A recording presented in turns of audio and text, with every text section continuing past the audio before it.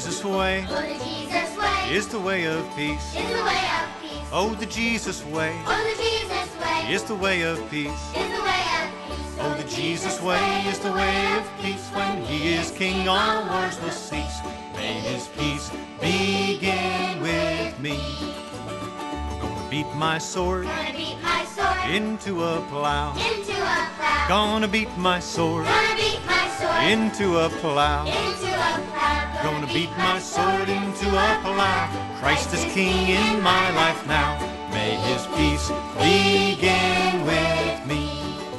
Hello, this is Brent Carlson. Welcome to the 116th edition of Brethren Voices. The Allison Hill Community is an urban neighborhood located on the edge of the inner city of Harrisburg, the state capital of Pennsylvania. First Church of the Brethren over the years has provided some vital services in this neighborhood, and it's totally committed to do what it can for the community where it's located. During the 1950s, a discussion was held about possibly moving from the current location. As a result, this Harrisburg congregation made a decision in the 1960s to plant a new church in the suburbs and also commit itself to staying and serving the people in the Allison Hill community. Pastor Belita Mitchell is someone who has appeared on Brethren Voices in the past. She has been pastor of First Church for 11 years and was the annual conference moderator who presided over the annual conference of 2007 held in Cleveland, Ohio. We met with Belita and asked her to share some of the history about the decision to stay in the Allison Hill community. There was a question about whether or not there was room to grow to meet the, expanding needs of the church, or if they should consider relocating. There was a competing interest between what we would term residential versus non-residential members. Residential being those members who were intact here to the immediate community, non-residential being those who had moved to outlying suburbs, Camp Hill and other parts of the area. And they decided that they were not going to be of the same mind, because there were equal number of people who were in favor of staying and another group that were in favor of moving. And so what they decided to do was to take a vote about whether or not to move or to build for future growth and ministry here in the community. It was decided that even though, they would need a 2/3 majority, they couldn't reach that 2/3 majority. They remained deadlocked, and so it wasn't until the early 60s, this conversation began in the 50s, but it wasn't until the early 60s that they were able to reach the agreement. And so what happened was that those who wanted to stay bought land for $43,000, and they transferred it to the group that wanted to move for $1, and that group moved on to the place which is now called Ridgeway Community Church. There were 90 people who left Harrisburg first to form Ridgeway Community Church. From that point on, the decision was made to build the building that we're sitting in now, which is a 3-story Christian education addition to the existing structure, whose cornerstone says 1905, which is where we currently hold our weekly worship services in the sanctuary. We had people to take out second mortgages on their homes, people who committed to a capital fund campaign that would enable the congregation to build this addition, to acquire the necessary space, and to build this addition so that we could continue in ministry here with an emphasis on serving the community. So we had already decided that we wanted to continue to be in service to the community. We recognized that we needed to have additional facility space to do that, and we were able to achieve that goal through the dedication and the faithfulness of the people who have given their lives to serving Christ in this community. Brethren volunteer service workers had already been a part of First Church, but they grew to be a much larger part after this wing was built and after, you know, the decision was made that we indeed were going to be here for the long haul. And so we have some people who came in the 60s who are still members here at First Church. Richard Hunt is one of those people, as is Juanita Benson. I came to Harrisburg in 1960, in the end of August of 1960, and I haven't really left since then. When I came as a BVSer, when they assigned me to Harrisburg, I couldn't find anything in the books about the project here. And I was very puzzled about what was here, and they told me, well, we have a volunteer who's been here for 6 months, and she's been doing surveys. The church has decided to stay in the inner city, and the surveys have kind of been to determine what projects or what programs are needed, and your job would be to start some kind of community program for the church. That seemed like a very, very big order for a 22-year-old farm girl, because I was not at all familiar with this city. We knew that there were a lot of children in the area, and we felt that one of the best places to start was with children. I started with clubs in October. By the end of my term here, I was working with 97 children. I enlisted people from the church to help with that, so that we had clubs every day but Sunday. And a lot of the children were coming to church. But when I see how the program has grown, it really has been amazing. There had been a fence around the church at one time, and there seemed to be kind of a divide between the church and the neighborhood.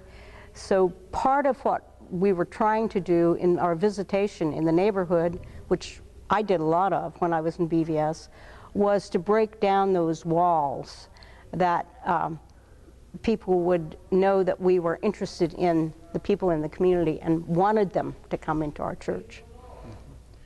I think we have tried to show Christ's love in the community, that we care, and that we do not, that we accept all kinds of people, no matter what their status in life.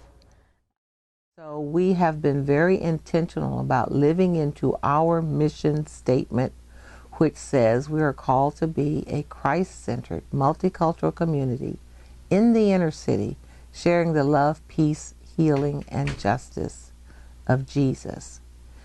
That's a pretty big undertaking. John Nance was really our first community minister, and it was before the community ministry was actually formed and developed to be on the model that it is now. And he held coffee shops in the basement of the old building, and there were after-school tutoring programs, and at one time our facility, after this wing was built, housed a preschool which catered to the community children. One of the things that showed up was the fact that there were an awful lot of young mothers with kids who were homeless for all kinds of reasons, who needed some kind of program to really ever be able to get beyond where they were. And so we always had for a number of years a house 2 doors down from First Church that was used for housing a lot of single women who moved to Harrisburg to go to school in some of the secretarial kinds of things and stuff like that, and needed a place to stay. So we did that for a number of years, but we still had the building, but there was no longer a need for that because housing was available otherwise. And so we knew we had a property, and we knew the people needed a place to stay. And so Brother Gerald got to working on utilizing that facility, at least, to put some people off the street for a while. But there was obvious need for all kinds of things in that process, that people had so many different needs. People were homeless for so many reasons. So what we did is we chose 3 representatives from Harrisburg First Church to meet with 3 representatives from Hanover Church, which was out a few miles out, but some of those folks had been involved in some of our community ministries, and same way with Ridgeway congregation, which was a suburban congregation. So we got 9 people altogether, 3 from each of those churches, just to sit down and try to see what we were going to do to make some kind of future ministry possible. And so we started working on that, and Pastor Gerald went ahead and actually incorporated the name Brethren Housing Association in May of 1989. We didn't have a penny to our name or anything like that. It wasn't too long before we had about 6 different congregations who were sending representatives to our meeting, and then that gave us a wider opportunity to develop more funding and everything like that. It has come a long ways indeed, from the standpoint that in addition to that original facility, Brethren Housing Association now owns all of the other rental properties on this side of the street and around the block on Mulberry Street. Oh, really? They also own a building across the street from the church and have acquired land and been involved now in a demolition and rebuild that just began today. We've been here for about 120 years or so. It's been a long time that the church has been in this community, and we have a history of really investing in the community and in the people that are here. The church has a lot of programs you would think that a church would have. You know, we have services on Sundays, which you were able to attend on this past Sunday. We have Sunday school class. We have a Bible study during the week for the members. We have, you know, all the different ministry teams, as far as we have a board, and we have a Christian education team, deacons, all that sort of thing that you would kind of see in a normal, everyday Church of the Brethren. In addition to that, we have this whole arm of what we do that is our community ministries, or BCM piece. And those things would include, they're not limited to, but they do include, we have a kids club program we call Kids Church every Tuesday for the kids of this community that are going into kindergarten up through 5th grade every Tuesday night. And there's some Bible instruction, there's some tutoring that happens. We feed them a nutritious meal every time. And we have a pretty regular group of kids that comes every Tuesday for that. And on Wednesdays and Thursdays, for the adults of this community, we have free computer classes. They can come and learn how to use a computer. The introductory course is made up of, I think, 10 or 12 lessons. And let's say you come this week, it's your first week, and we're teaching lesson 6 this week. All the classes are going to learn lesson 6 for the week. Then next week it'll be 7, 8, 9, 10, all the way to the end, and then wrap back around and you'll get 1, 2, 3, 4, and 5. Okay? So once you've completed all of the lessons, okay, then you've passed the course. You get a certificate for completing it, and we give you a computer. We have as our mission to share things that make for peace.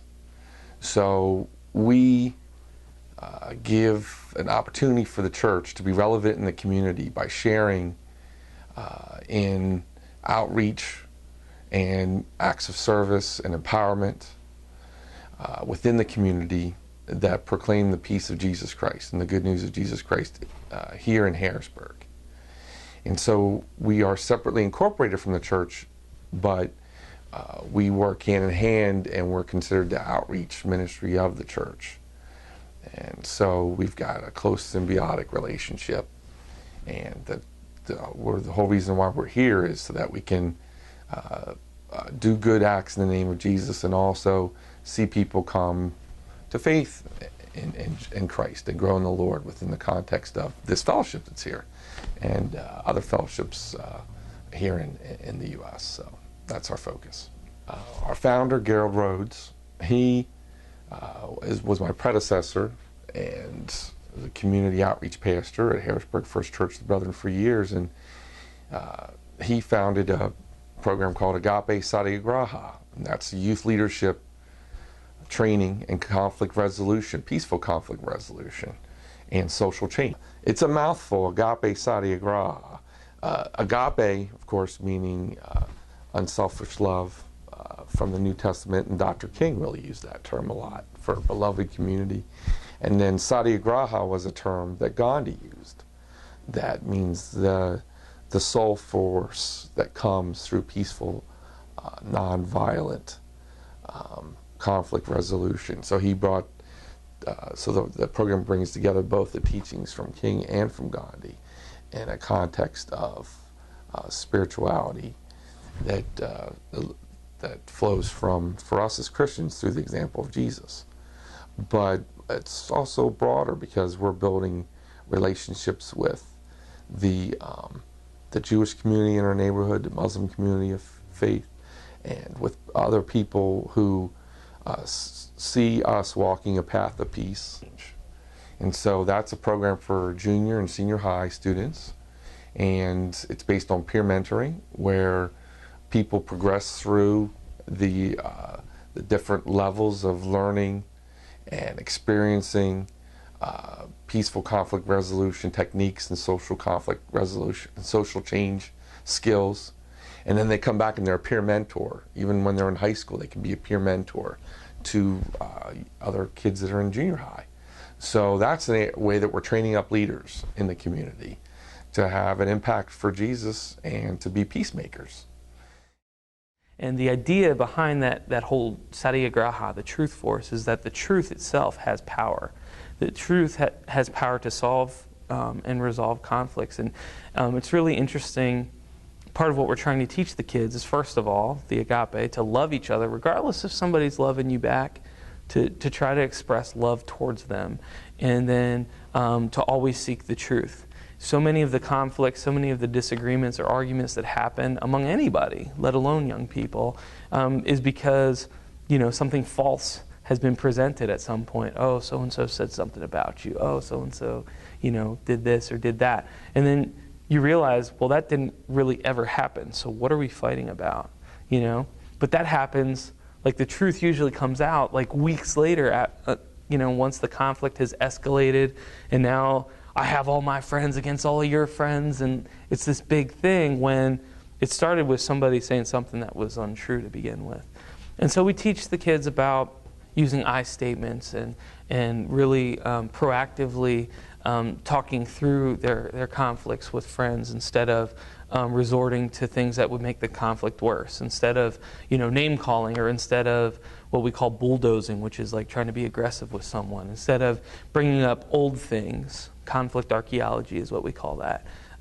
Instead of being above it all and just saying, I'm too good to even talk to you about this. All those kinds of things are ways that kids tend to deal with their conflicts, and it makes the conflicts worse.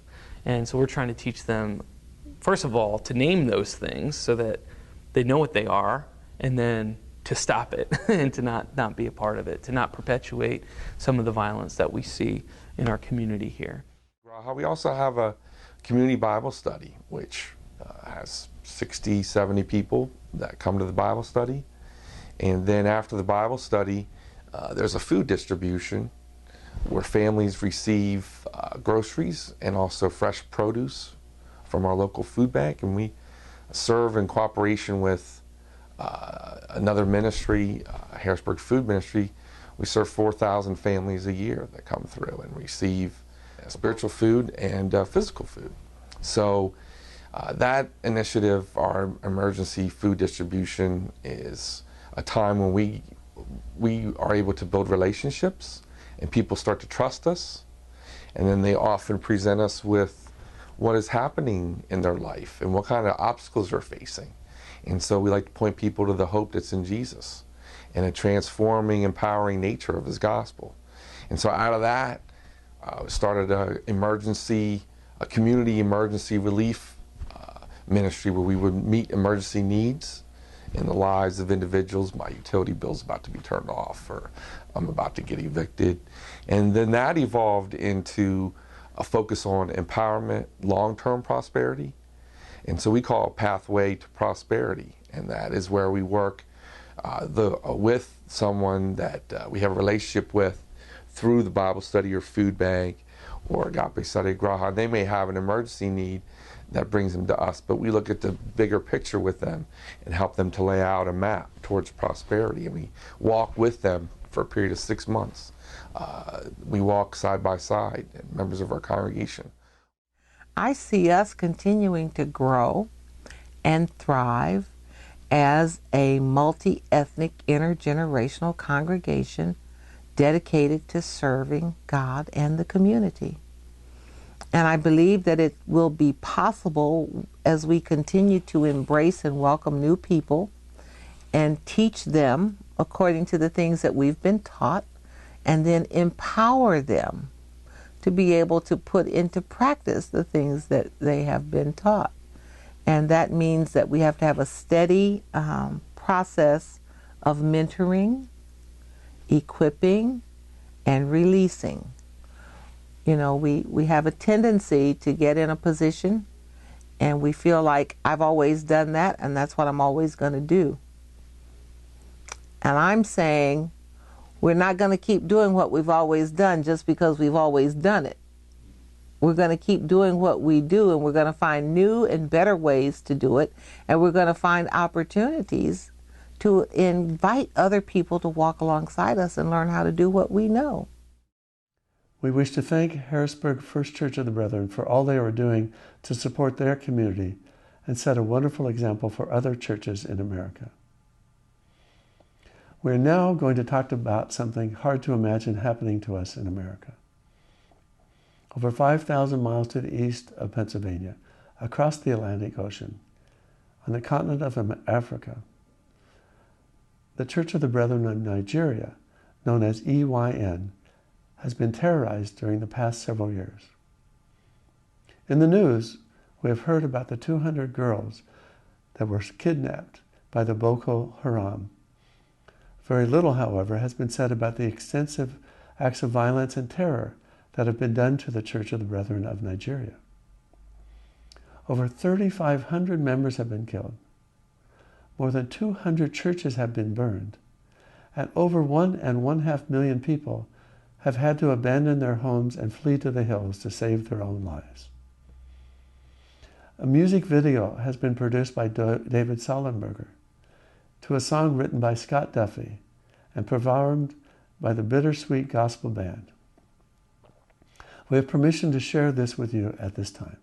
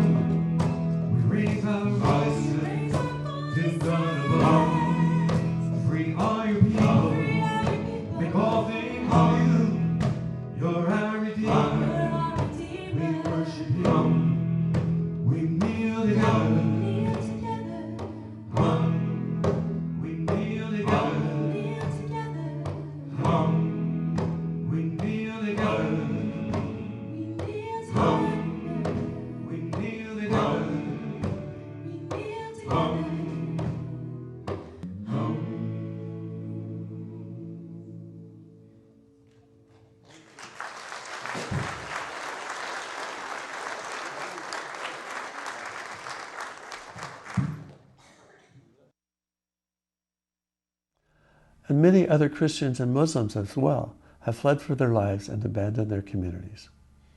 Please keep these folks in your thoughts and prayers. They need our continuing support. To find out more about what's going on and how you can support them, please go to www.brethren.org/Nigeria Crisis Fund. Thank you for joining us on Brethren Voices. This is Brent Carlson, wishing you and your families peace.